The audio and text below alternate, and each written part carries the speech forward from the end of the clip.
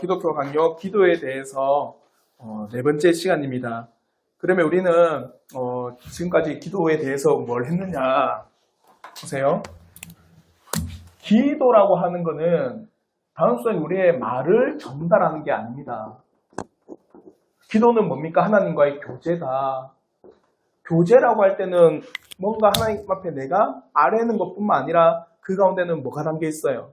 우리의 마음이 담겨 있어요. 우리가 어떤 사람과 대화할 때는 그 사람에게 집중하고 그 사람에게 대화의 상대방에 대해서 우리가 늘 끊임없이 중심을 가지고 이야기를 하는 겁니다. 그러지 않고 대화를 하는데 뭐예요? 아무런 생각 없이 또 대화를 하는데 별로 감정 없이 대화하면은 그런 대화함에 있어서 인격적인 교제가 일어나지 않습니다. 그러니까 기도라고 하는 것은 하나님과의 교제임에서 분명히 우리는 그 안에 마음을 담으셔야 돼요. 기도 안에는 우리의 마음을 담을 뿐만 아니라 우리의 그 진실함이 있으셔야 됩니다. 그래서 이 기도라고 하는 것은 단순하게 내가 기도를 했다 안 했다 이런 게 아니에요. 기도에서는 하나님에 대한 우리의 자세가 있으셔야 돼요. 아시겠죠? 그래서 우리는 기도라고 하는 게 무엇인지를 배웠고 그리고 기도의 유익도 배웠습니다. 기도의 유익은 뭐냐? 하나님을 더 의지하게 됩니다. 맞죠? 그리고 우리 안에 있는 죄악된 그 본성이 점점 떠나가게 합니다. 한마디로 기도에 대한 유익은 하나님을 더 의지하는 그 마음의 간절함이 생깁니다. 그와 더불어서 이 세상에 살아감에 있어서 끊임없이 우리에게 침투하고 우리를 어찌 보면은 마음을 끊임없이 뒤죽박죽 만드는 이 죄악된 본성들, 그걸 우리 스스로 끊을 수 있을까요? 안 됩니다. 그러니까 우리의 이 본성이라고 하는 것을 늘 말씀을 묵상하라고 하는 이유는 뭡니까? 여러분, 말씀 묵상하는 이유는 뭐예요? 말씀을 묵상하고 말씀을 우리가 읽지 않고 말씀을 보지 않고 말씀을 듣지 않으면 늘 끊임없이 우리의 이 죄악된 본성을 뭘 바라보게 돼 있어요?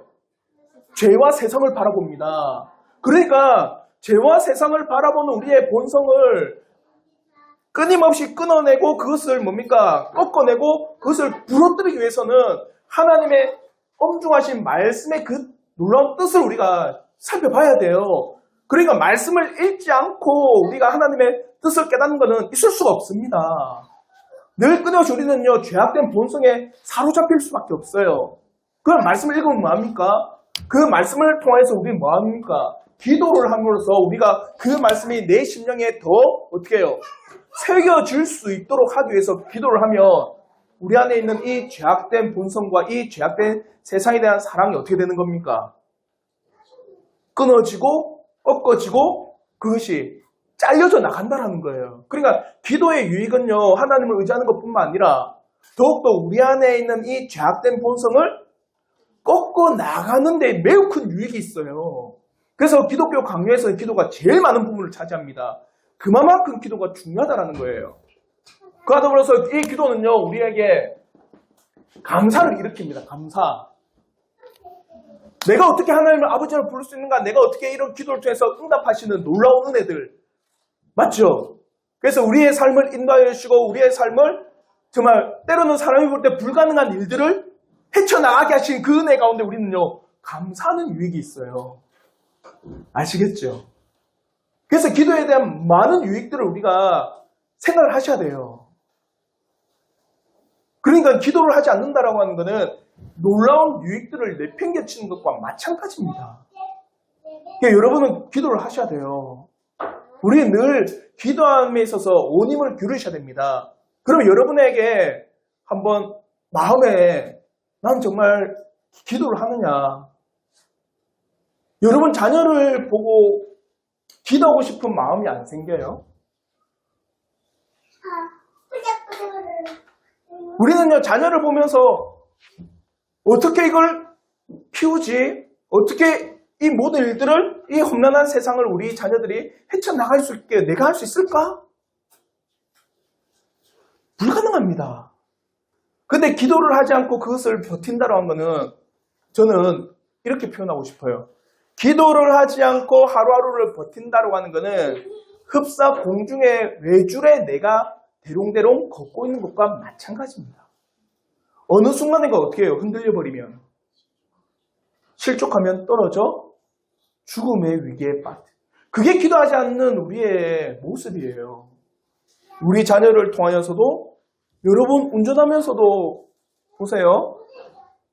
어떻게 내가 그 사고를 피할 수 있고 사고를 안 당할 수 있느냐? 내 능력이 아닙니다. 하나님의 보호하시는 손길이에요. 그러니까 기도하지 않는다라고 하는 거는요. 이런 하나님의 위대하심을 내가 의지하지 않는 것과 마찬가지고 감사하지 않는 것과 마찬가지라는 거예요. 여러분 꼭 기도를 하셔야 돼요. 아시겠죠? 오늘은 그러면서 기도에 대한 기준은 뭐냐? 단순하게 우리가 막 기도한다 할 때 막 말을 하고 청산유수와 같은 그런 말을 잘하면 기도냐? 그러면서 칼빈은요.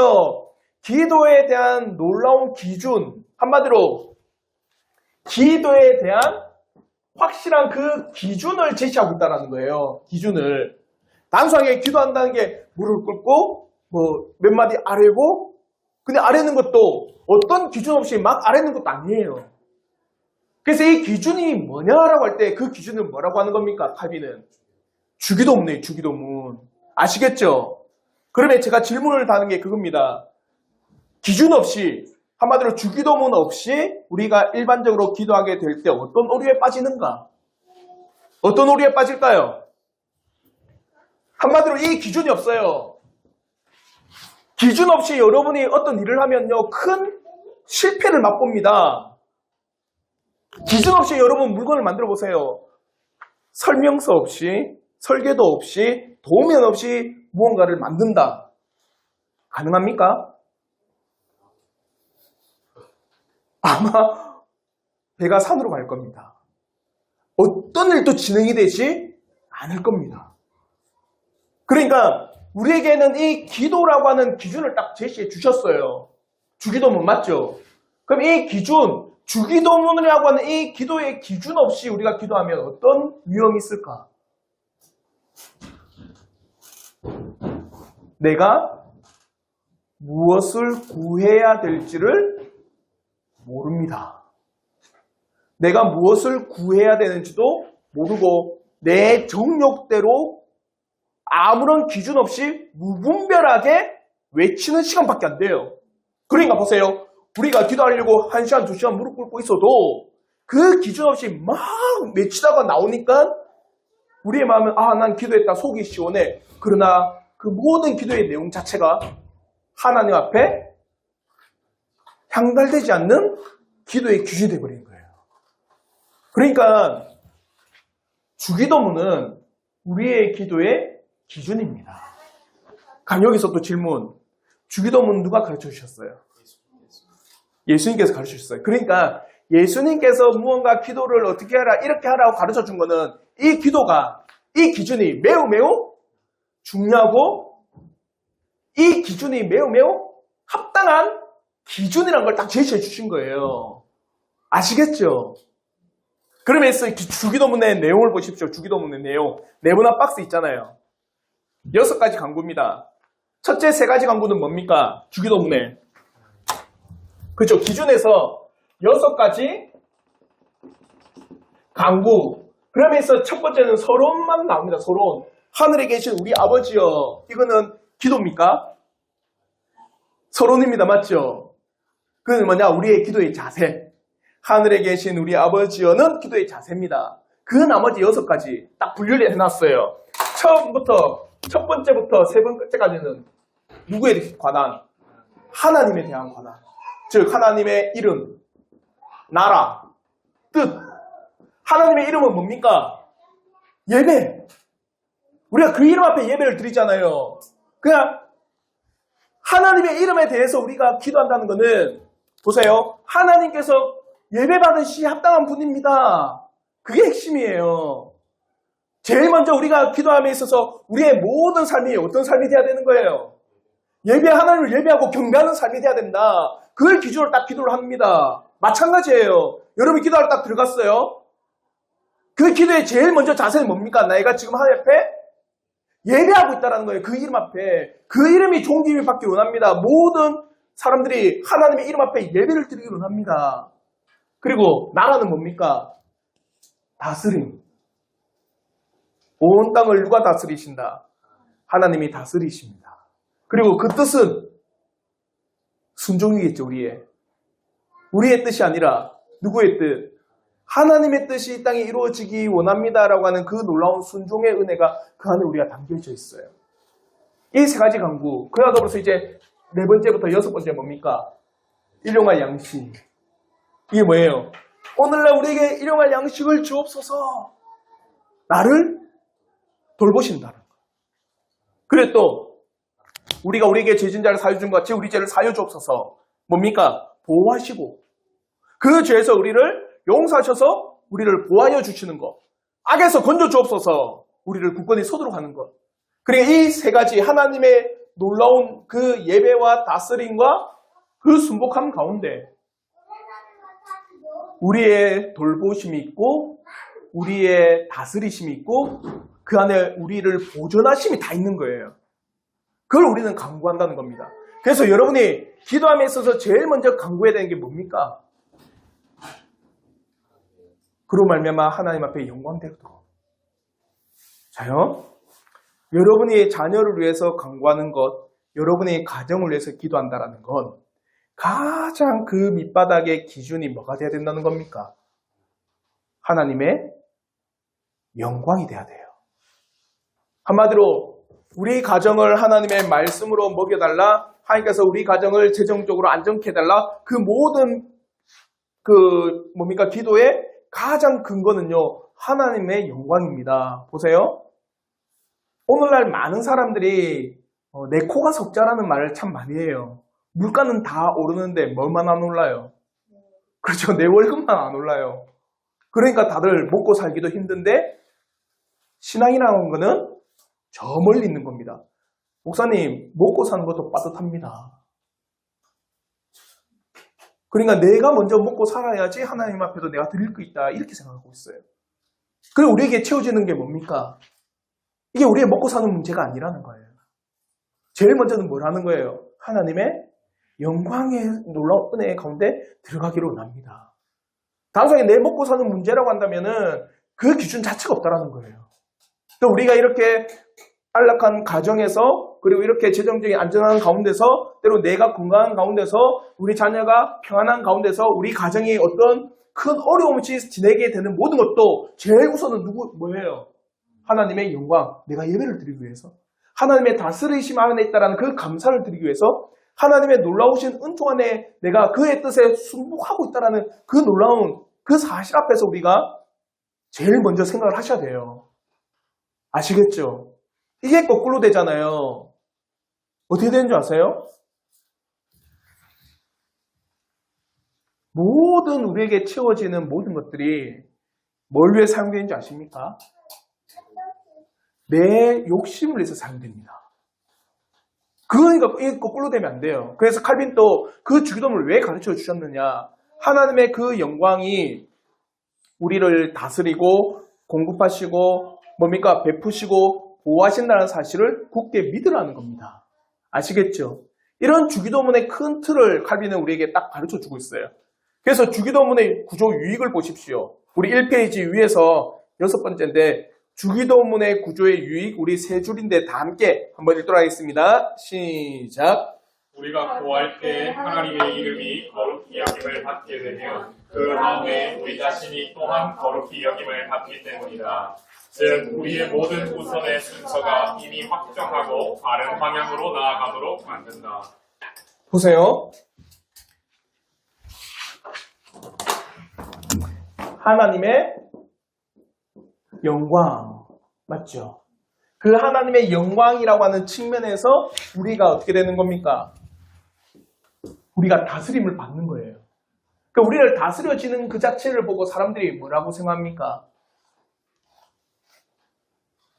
하나님께서 당신을 참 잘 돌보십니다라는 생각이 있는 거예요. 아시겠어요? 그래서 칼빈은 주기도문의 이 구조의 유익에서 우리가 구할 때 하나님의 이름이 거룩히 여김을 받게 되면 그 다음에 우리 자신이 또한 거룩히 여김을 받게 되는 것이다. 하나님의 이름이 우선적으로 거룩하게 여김을 받게 되면 그 그 가운데 하나님께서는 자동적으로 우리에게 어떻게 해요? 그 거룩함의 은혜 가운데 우리를 거하게 해 주신다라는 거예요. 아시겠죠? 그래서 여러분이 이 주기도문의 이 구조를 잘 살펴보셔야 됩니다. 그래, 기도할 때도 이 주기도문의 기준 가운데서 여러분이 기도를 하셔야 돼요. 아시겠죠? 동전이 잘 보여요? 제가 가려지는 것 같아서. 그러면 이제 주기도문의 서문을 한번 보십시오. 하나님 아버지, 하늘에 계신 우리 아버지라죠, 맞죠? 참 재밌습니다. 우리가 하나님을 뭐라고 부릅니까? 하나님에 대해서 아버지라고 부릅니다. 이게 가능한 일일까요? 어느 종교에도 그 신에 대해서 아버지라고 부르는 종교는 거의 없습니다. 친숙하게 그 신에 대해서 우리가 아버지라고 부를 수 있는 거.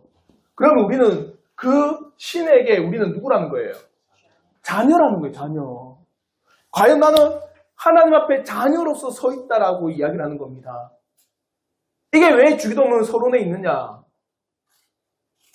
자, 아버지와 자녀의 관계를 우리가 알아야 된다는 거예요. 오늘날의 아버지와 자녀의 관계가 매우 좀 뒤틀린 경우도 참 많지만은 실제로 성경에서 아버지와 자녀의 관계는 어떤 관계인지 아십니까? 가장이라고 하는 것. 즉, 한 집안의 가장이라고 하는 거는요, 그 모든 집안의 일을 다 처리하고 그 모든 집안을 잘 다스리고 그 모든 집안의 모든 걸 다 공급하는 의미가 있어요. 가장이라고 하는 의미가. 오늘날에야 조금 서로 뭐 맞벌이도 있고 이래서 뭐 여성분들이 더 뭐 벌이도 좋은 경우도 들어 있습니다. 그래, 예전만 해도 솔직히 우리 아버지 세대만 해도 맞벌이라는 게 없었어요. 거의. 어머니는 항상 우리의 생각에 어떤 인식이 있어서요? 가정에서 남편을 잘 뭡니까? 섬기고 내조하고. 그냥 어머니라고 하는 인상 자체를 집안 일에 대한 인상이 참 많이 가있어요. 그게 불과 수십 년, 몇 년 안 됩니다. 근데 오늘날에는 그런 의미가 없어요. 거의 맞죠?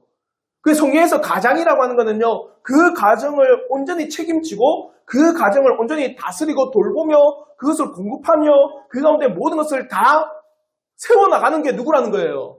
가장, 아버지라는 겁니다. 그러면 하나님께서 나의 누구라는 거예요? 아버지라는 겁니다. 그러면은 우리가 제일 먼저 기도함에 있어서 뭐 할 수 있어요? 아버지를 부를 수 있다는 거는 그가 나를 돌보시고 다스리시고 공급하시고 그가 나를 붙잡아주시고 가장에 놀라우신 은혜가 나에게 임한다는 것을 믿을 수가 있다는 거예요. 아버지라는 자체에. 아시겠죠? 그러면 이렇게 아버지가 될 수 있었던 거는 누구의 은혜입니까? 예수 그리스도의 은혜, 예수 그리스도의 은혜. 그래서 이 페이지 제일 위에 우리 한번 요한복음 1장 12절의 말씀인데 우리 다 함께 한번 읽도록 하겠습니다. 시작. 영접하는 자, 곧 그 이름을 믿는 자들에게는 하나님의 자녀가 되는 권세를 주셨으니. 자, 예수 그리스도를 믿는 자, 그 이름을 믿는 자에게는 하나님의 어떤 자녀가 되는 권세를 주셨습니다. 그러니까 예수 그리스도로 말미암아 이제 우리가 하나님을 나의 아버지라고 부를 수 있는 거예요. 그러니까 요한일서 3장 1절에도 그 아버지의 이름에 얼마나 아름다운가. 우리 다 함께 요한일서 3장 1절 우리 다 함께 한번 읽겠습니다. 시작. 보라, 아버지께서 어떠한 사랑을 우리에게 베푸사 하나님의 자녀라 일컬음을 받게 하셨는가. 우리가 그러하도다. 그러므로 세상이 우리를 알지 못함은 그를 알지 못함이라. 보세요. 하나님을 이제 우리 아버지라 여깁니다. 그럼 우리는 아버지라고 하는 그 이름 앞에 그의 신뢰, 그가 공급하심 다 들어가 있습니다. 그럼 우리는요, 이 육신의 아버지와 하나님 아버지의 그 차이를 여러분은 아셔야 돼요. 육신의 아버지는, 그래서 질문도 그거예요. 우리의 육신의 아버지와 하나님 아버지의 차이는 뭘까? 그 사랑의 차이는 뭘까요? 완전함이에요, 완전함. 육신의 아버지의 사랑은요, 식을 수도 있습니다.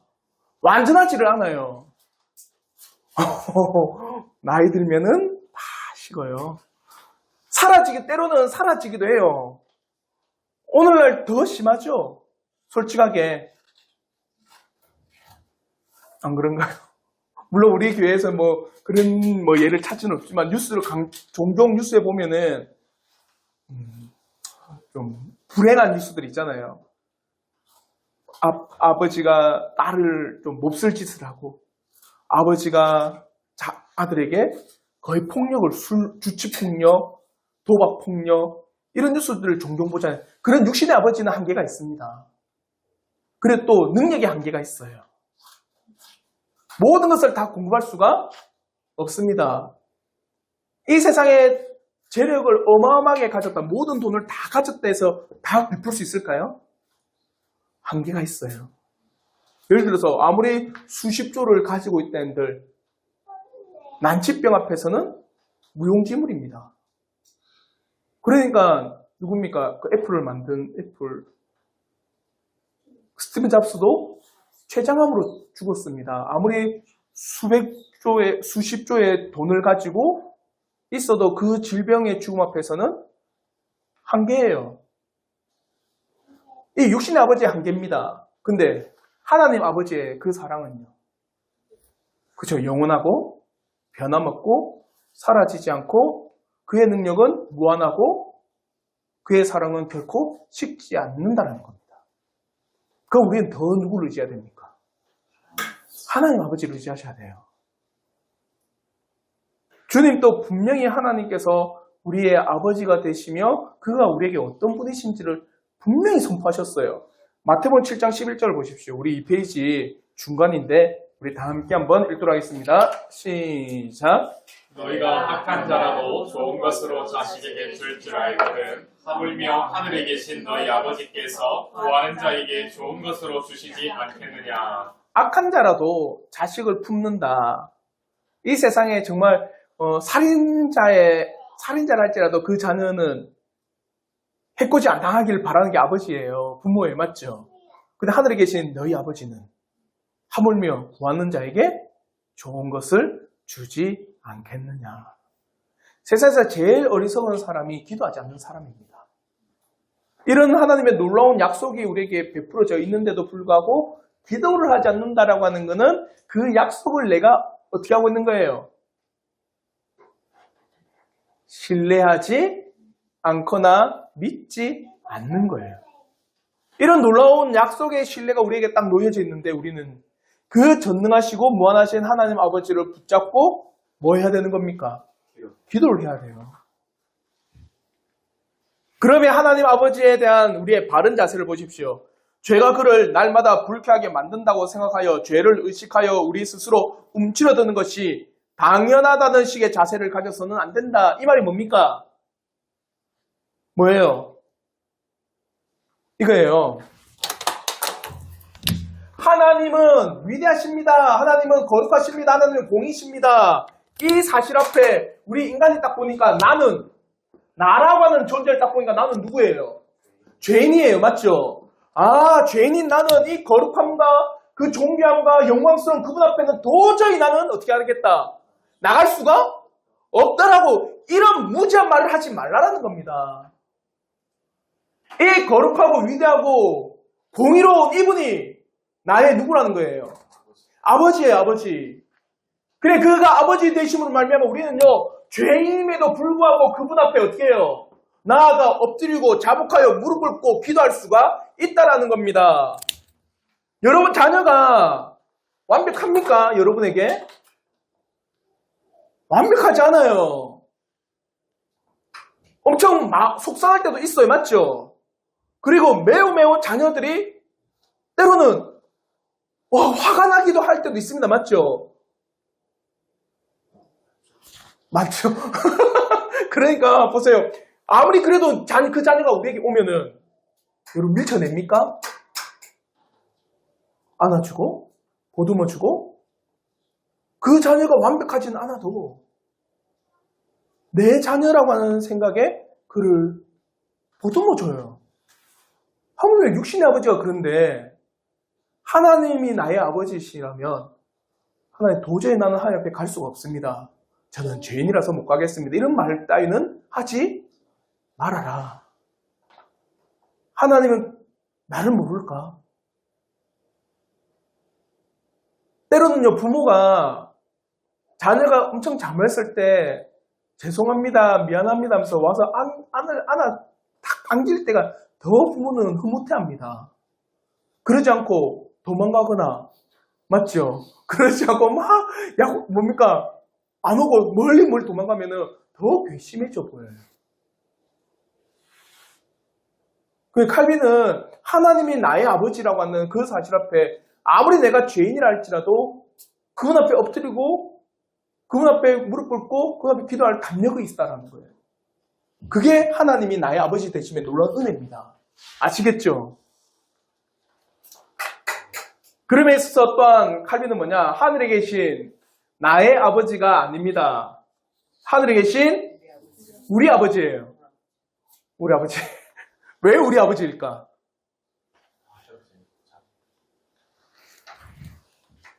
나만의 아버지가 아니라는 거예요. 한마디로 우리 아버지라고 한다면 우리는 전부 다 뭐라는 겁니까? 한 가족이라는 거죠. 무슨 말인지 알겠죠? 하나님이 나의 아버지가 아니라 우리의 아버지라면 여러분의 하나님의 자녀면 나도 하나님의 자녀면 우리는 다 누구라는 거예요? 하나님 앞에 한 가족, 형제, 자매 공동체라는 겁니다. 아시겠죠? 그럼 보세요. 질문이 하나님이 나의 아버지가 아닌 우리의 아버지라는 사실이 성도의 삶에 어떤 영향을 미치는가? 어떤 삶을 미칠까요? 이게 오늘날 교회에서 사라져버리니까 오늘날 교회가 뭔가 세상보다 더 개인주의적인 모습이 팽배합니다. 하나님이 나의 아버지가 아닌 우리의 아버지라는 그 사실 앞에 우리 성도의 삶이 매우 매우 달라져요. 그걸 내가 믿고 하나님이 우리의 아버지라는 사실을 내가 깨닫고 그걸 신뢰한다면 그걸 반드시 우리의 성도의 삶에 거울로서 비춰져요. 어떻게 나타나는 줄 아십니까? 칼빈이 이렇게 말해요. 기회가 주어질 때마다 서로 기쁨으로 또한 전심으로 나눈다. 그런 일을 가로막고 우리를 분열시키는 것이 절대로 있지 않음을 분명히 나타내 보이신다. 또한 형제를 향한 사랑의 도고 기도를 올려드린다. 무슨 말인지 알겠어요? 오늘날 너무나도 개인주의적인 이 시대 앞에서 하나님께서 우리의 아버지라고 하는 그 사실이 성도에게 각인이 된다면 기회가 있는 한 우리 형제 자매를 돌아본다.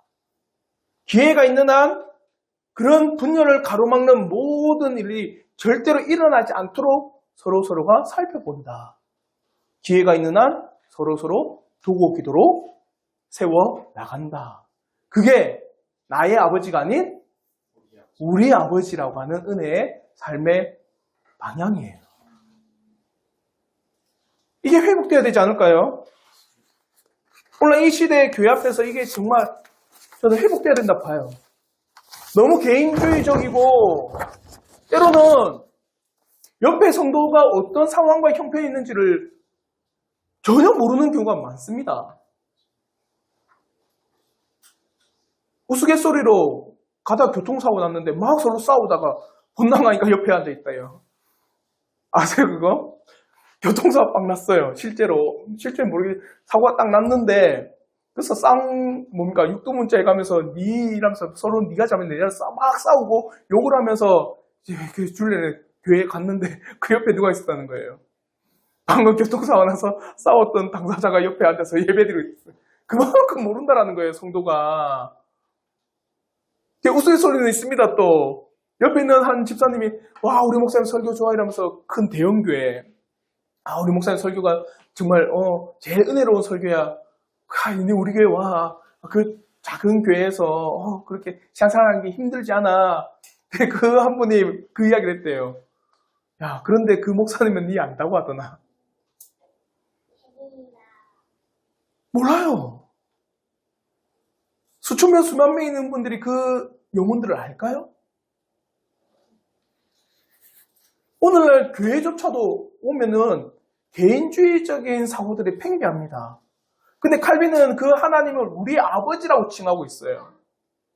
주님은 그 하나님은 우리의 아버지라고 하는 사실을 통해서 너희가 한 공동체, 한 형제, 자매, 하나님의 한 뭡니까? 가족이라고 하는 사실을 안다면 그게 너희들의 삶에서 성도를 돌아보며 성도를 살펴보며 성도를 기도하며 성도를 위해서 도구하며 그들의 형편을 돌아보는 이 놀라운 은혜의 삶으로 나아간다는 거예요. 이게 우리 아버지입니다. 우리 아버지. 칼빈은요, 이 사실에 대해서 기도하는데도 불구하고 구제를 딱 이야기도 하긴 합니다. 그래서 저도 질문을 구제로 행하는 행동과 도구의 기도를 드리는 것의 차이는 무엇이냐? 구제도 성도를 돌아보는 거잖아요. 맞죠? 형제 자매를 돌아보는 겁니다. 그거랑 도구의 기도의 차이가 있어요. 칼빈이 이 두 가지를 함께 이야기합니다. 그게 우리 아버지라는 측면이에요. 보세요. 우리 아버지라고 하는 이 측면에서는 우리는요 모두가 하나님 아버지 안에서의 가족, 그 형제, 자매라고 하는 측면입니다. 맞죠? 하나님께서는 우리에게 때로는 그래서 그의 은혜 가운데서 특별히 부어주시고 더하시는 경우가 있어요. 맞죠? 그러면서 칼빈은요 왜 교회에는 그렇게 부유한 자와 그렇게 가난한 자가 있느냐? 그러면 그 부유한 자도 하나님이 부어주신 거고 가난한 자도 게을러서 그런 게 아니라 때로는 일이 실패할 때도 있고 맞죠? 하나님의 그 섭리와 하나님의 놀라운 허용하심 가운데서 때로는 그 일들이 안 될 수도 있어요. 그래서 가난에 빠질 수도 있습니다. 근데 왜 이런 일이 발생하느냐? 그러므로 하나님이 부어주시고 더하신 모든 것들이 어떻게 해요? 형제 자매잖아요. 우리 아버지가 있잖아요. 맞죠? 그래서 그 부유함이 가난한 자에게 공급되어지는 걸 통하여 하나님의 사랑을 실천하려고 하는 거고 그 가난한 자는 부유한 자를 통하여서 또 하나님이 나를 어떻게 돌보시는지를 경험하기 위해서다. 그게 우리 아버지라고 하는 놀라운 은혜 가운데 있습니다. 그게 구제잖아요. 구제. 맞죠? 그러면 도구 기도랑 이 구제의 차이는 뭡니까? 뭐가 더 대단한 것 같아요? 우리가 더 대단한 걸 나눌 수는 없겠지만 오늘날 많은 사람은 더 위대하다고 여기는 건 뭘까요? 구제죠. 때로는 예배 안에서도 우리가 구제의 영역들도 있습니다. 근데 그건 엄격하게 이런 구제와 도구 기도의 엄격한 차이를 여러분 아셔야 돼요. 구제는 뭡니까? 구제. 한계성이 있습니다. 구제의 한계성은 뭘까요? 구제의 한계성. 봐야지 압니다. 맞죠? 모르면 할 수가 없어요. 구제의 한계는요, 우리의 육신의 한계에 놓여져 있습니다. 우리가 접촉하지 않거나 만나지 않거나 보지 못하면 이 구제는 할 수가 없어요. 아시겠죠? 이 한계입니다. 도구 기도는요. 장소, 지역, 시간 모든 한계성을 뛰어넘어요. 도구 기도는요. 우리가 이 자리에서 어디에 우리가 선교하고 있는 그 선교사님의 교회를 위해서 기도할 수 있습니다. 맞죠? 우리 이 자리에서 지금 이 자리에 안 계신 우리 성도를 위해서 기도할 수가 있어요. 우리 이 자리에서 우리나라 저 반대편에 있는 그 교회를 위해서도 우리는 기도할 수가 있습니다.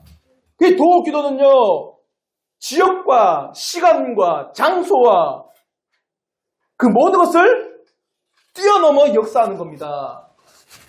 아시겠죠? 구제는 우리의 눈에 한계성이 있습니다. 도구기는 그런 게 없어요. 그렇다고 이거는 하찮고 이게 높다 이 말을 하는 게 아닙니다. 이걸 우리는요 뭡니까? 조화롭게 하셔야 돼요. 아시겠죠?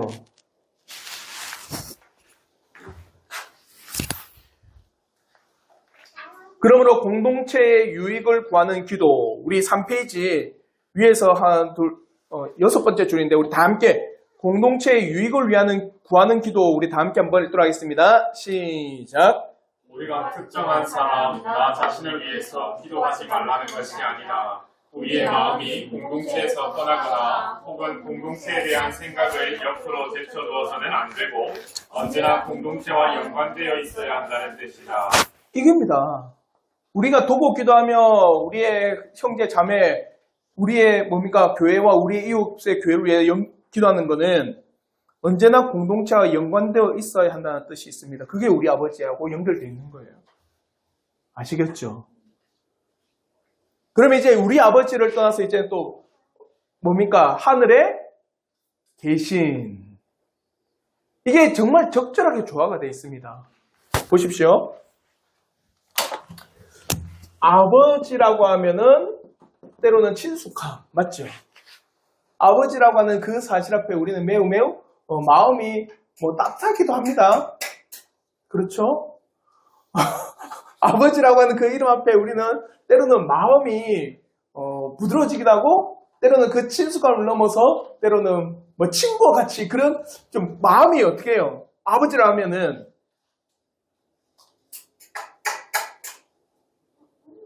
어때요? 신이라고 하는 그보다는 아버지가 더 편하잖아요. 아닌가요? 그러니까 아버지라고만 하면은 우리의 마음이 때로는 느슨해질 수도 있습니다. 근데 그 아버지는 어디에 계십니까? 하늘에 계십니다. 한마디로 하늘에 계신 이 뜻이, 하늘이라고 할 때는 엄숙함이 있어요. 무슨 말인지 알겠죠? 하나님을 정말 친숙하고 하나님을 우리가 정말 신뢰하며 그분 앞에 우리가 정말 마음을 가지고 정말 부드럽게 막 이렇게 이야기하고 좀 친근하게 우리가 하나님과 더불어서 우리가 가져야 될 자세는 뭐예요? 엄숙함을 가지셔야 돼요. 자칫 잘못하다가는 하나님에 대한 그 엄숙함과 그 경외함이 사라져버립니다. 아시겠죠? 아버지가 친숙하고 친근할 뿐만 아니라 아버지는 때로는 그 근엄함이라고 하는 것도 가져야 됩니다. 무슨 말인지 알겠죠? 근엄함을 싹 빼고 이러면은 자녀들이 나중에 그 아버지의 그 근엄함보다는 뭘 느낄까요? 내 발 아래 두어도 된다고 생각합니다. 그게 죄인된 우리의 모습이에요. 그러니까 아버지는 그 근엄함과 더불어서 그 자비로움을 가지셔야 돼요. 하나님이 어디에 계신다? 하늘에 계신 우리 아버지라면 우리는 그 가운데 엄숙함과 하나님에 대한 그 경외함을 가지셔야 돼요. 그래서 이걸 조화롭게 여러분이 기도함에 있어서도 하나님 앞에 그 경외함을 잊지 마시고, 그가 나의 모든 부족함들을 또 공급하시고 채우시는 자비로우신 분임을 또 잊지 말고, 그래서 이 기도의 자세를 가지고 너희는 나와서 뭘 하라? 기도를 하라는 겁니다. 그러면서 또한 하늘에 계신이라고 할 때는요, 이게 하나의 표현입니다. 어떤 표현이냐? 그 근엄함과 더불어서 하늘은 어디에서나 볼 수 있죠. 그 하늘은 편만함을 의미합니다. 편만. 한마디로 하늘이 할 때는 이 근엄함, 엄숙함과 더불어서 어디에나 있는 그 편만. 그러니까 보세요.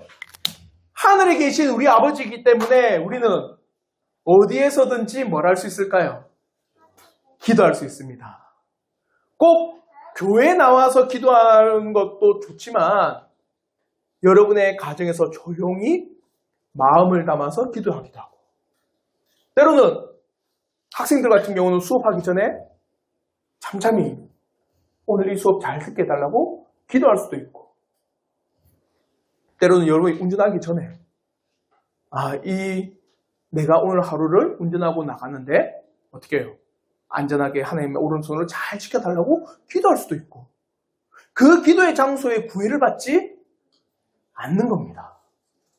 왜요? 하나님은 어디에 계시기 때문에? 하늘에 계시기 때문에. 그래서 제가 질문도 하늘에 계신 우리 아버지라고 하는 이 기도의 서문을 통하여서 얻는 유익이 있어요. 하늘에 계시다라고 하니까 우리에게는 어디에서든지 기도할 수 있는 유익이 있습니다. 곤란 중에 어디에 어느 장소에서 곤란을 처하든 우리는 뭐 할 수 있습니까? 기도할 수 있어요. 아시겠죠? 이게 얼마나 큰 유익이에요. 그러므로 하늘의 표현은요, 하나님은 온갖 부패나 변화의 가능성을 초월하여 계시다는 의미이기도 하다. 그리고 이 표현은 하나님께서 온 우주 전체를 친히 포용하고 계시며 그의 권능으로 다스리신다는 것을 의미한다. 이거예요, 또. 근엄함과 엄숙함과 더불어서 편만하게 계신다.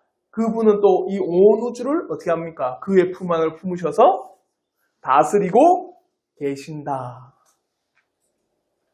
그러니 그 아버지라고 하는 그 친숙함과 더불어 하나님의 그 엄숙함과 그의 경외함, 그의 다스리심을 믿고 너희들은 뭐라라?